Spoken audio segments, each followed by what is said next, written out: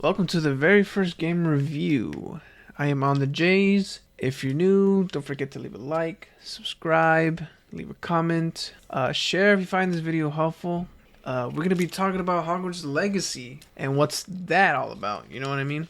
So, just to get everything done and simple, let's talk about the story. I don't want to drag the story too long, but basically the story is about you, the character, attending Hogwarts, all late about it because you didn't bother to file early enough for the application. So you got babied by a mentor slash professor named Professor Fig, and he helps you with a carriage headed towards Hogwarts, a faster, quicker way. And you're attended by someone named Victor Rockwood. And then out of nowhere, you get ambushed by a damn dragon, of all things. A dragon that's pissed off, doesn't give no F's. So the dragon breaks the carriage, but you guys escape in a portkey that Professor Fig's wife left behind that Rockwood gave to him during the talk in the carriage before, big baddie dragon came and destroyed everything. So I guess she blessed or cursed this key and made it into a portkey. So you, the character, and Professor Fig use it, teleport to a place unknown to me, but to them, they know the area. The Professor Fig knows the area. And so you walk around, you figure out what this place is. And then, out of nowhere, you start to learn and see. Well, you got a glimpse when you saw the portkey because only you saw what it was capable of. It was ancient magic, which Professor Fig didn't even know what it was.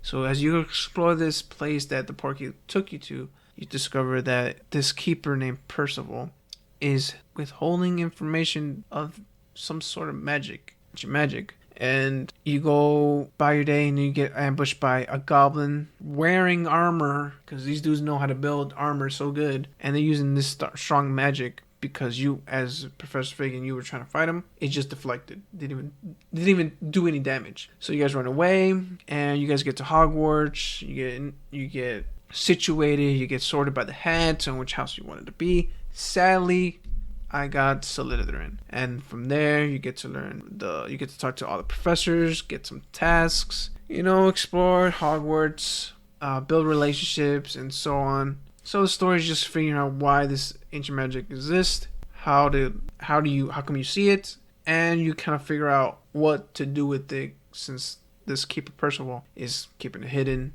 and you start to figure out there's more keepers, and they're building trials to find the next person to keep it hidden. The ancient magic that's in deep between and under Hogwarts. So I want to talk about next is the dislikes about the game. One of them is the dialogue in the game is. So I got sometimes very sleepy just trying to read through everything, listen to everything. I don't know. Every time I hear the talking for so long, I start getting sleepy.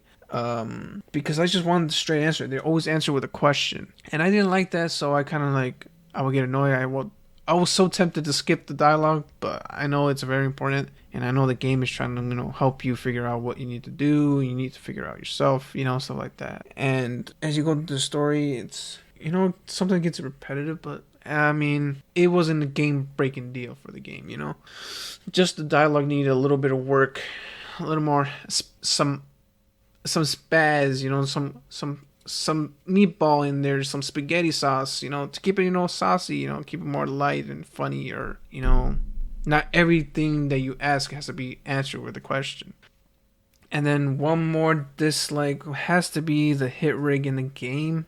Not big deal, but it's something to talk about, because when you're fighting enemies, it's like you're fighting enemies, and then when you're in a big arena, we're fighting multiple enemies, and you got a big enemy, the one hitting you first, and then the second one hitting you at the same time, it's hard to block, and you kind of die instantly, and you get destroyed pretty fast, and you don't have time to parry, because there's a mechanic in the game where you get to parry, but when you parry at the same time another enemy is hitting you, you still get hit. And sometimes when you're aiming at someone you want to damage, you accidentally move the camera, it locks to another character, and then you get screwed over, and then you don't know who you got damaged, hit the damage the most, and it gets wild from there. And then the likes I have is, you already know the puzzles are fun, the graphics are amazing. The combat is fun. Just the spells, hearing it and doing the spells in the game is a Harry Potter fan's fantasy. It's a wet dream, you know what I mean? It's incredible how you get to see in action what these spells do. There's different kinds of spells. You get to do like some fire spells, some Leviosos, some Accios, some Confringos, transformation spells, all sorts of things you can imagine within the game. And also the puzzles are pretty fun too. Cosmetic in the game is also amazing. You can kind of combine some certain wardrobe, some cloaks, some glasses, some hats. You kind of combine, make it your own. Make them dark, make them emo, make them punk. I don't know. Whatever you want to do, it's there. You get to customize your wand.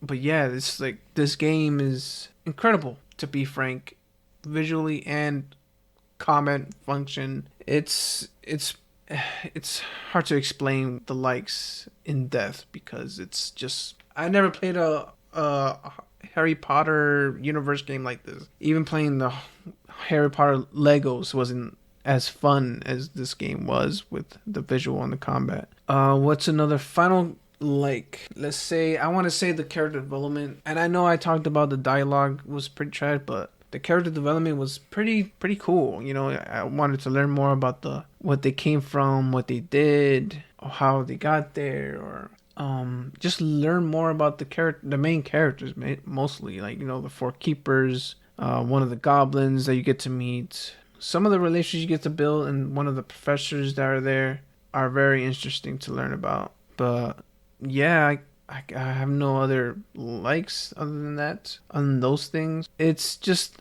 it's a Harry Potter dream. Yeah, I can't say it enough.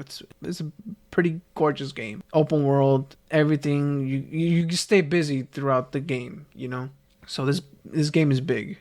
So once you beat it, there's lots of more things to do. The puzzles, the enemy combats, and yeah, just exploring the world is just amazing. So the verdict of this game, I will give it a final score. I would give it a 80 out of 100 score for this game. Just the hit rig and the dialogue was lacking. Lots of likes of the game. Yeah, I couldn't be happier with this Harry Potter game, or Hogwarts, whatever you want to call it, Harry Potter or whatever universe.